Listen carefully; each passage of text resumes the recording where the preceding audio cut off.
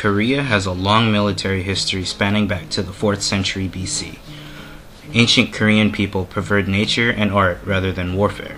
However, they were forced to develop weapons and military tactics because of constant invasions from surrounding Chinese, Manchurians, Mongols, and Japanese.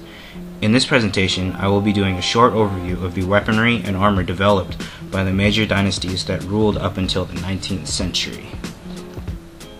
The Three Kingdom era refers to the kingdoms of Goguryeo, Baekje, and Shilla that dominated the Korean peninsula.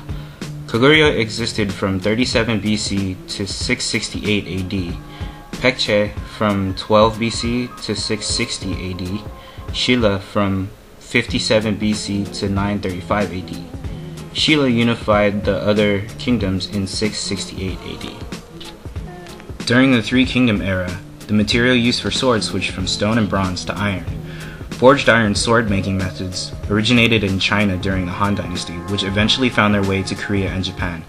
Three Kingdom-era swords had a straight blade and generally had a ring pommel at the end of the handle, which acted as a counterweight. These are two examples of spears used during the Three Kingdom era. The set of spear points on top, as you can see, are straight-bladed, and the ones below are three-pronged, or tridents. The armor on the left is a Kaya breastplate and helmet. Kaya was a confederacy that was absorbed into Shilla in 562 AD. The suit of armor on the right is from the Shilla kingdom. The small metal plates were woven together and virtually covered cavalrymen from head to toe. The Shilla outfitted their horses with the same type of scale armor. There were separate pieces that protected the front, sides, and rear of the horse, as well as the neck and the face.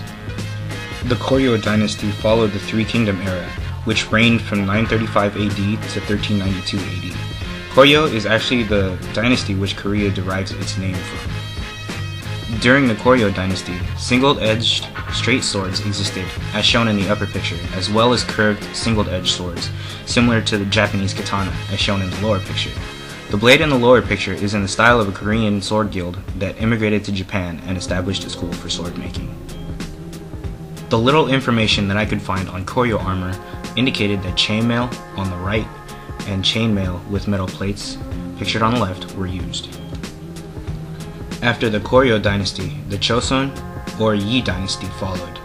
This dynasty reigned from 1392 to 1910. During this period, there was a shift in ideologies from Buddhism to Confucianism, and therefore the art of war was looked down upon, and swords became more ceremonial in use.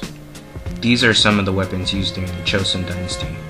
The sword in the top left is one version of the Ingyeom, or tiger sword, which is a double-edged straight sword. The sword in the top right is just one version of the Hwando. It has a curved, single-edged blade that was made for and worn by nobility. Similar swords were made for military use. The blade in the bottom left is the blade of a Woldo, which literally means moonblade.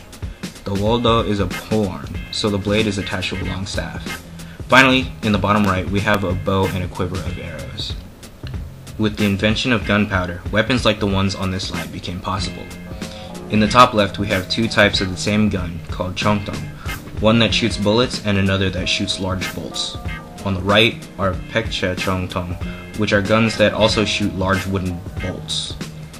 In the bottom left are three-barreled guns, or samanchong, which had two uses, as an offensive weapon and a signal. Finally, we have the hwacha in the bottom right, which could launch up to 200 gun-powered propelled arrows. The Chosun dynasty had very ornate armor for commanders, as shown in the right photo. In the left photo, we see armor for the regular soldiers, which were the cavalry, archers, and infantry. Thousands of years of ancient Korean weaponry cannot be thoroughly explored in 5 minutes, and now that you have gotten a glimpse of part of Korea's military history, I encourage you to go out and do some research of your own. Just be sure it's okay with your parents.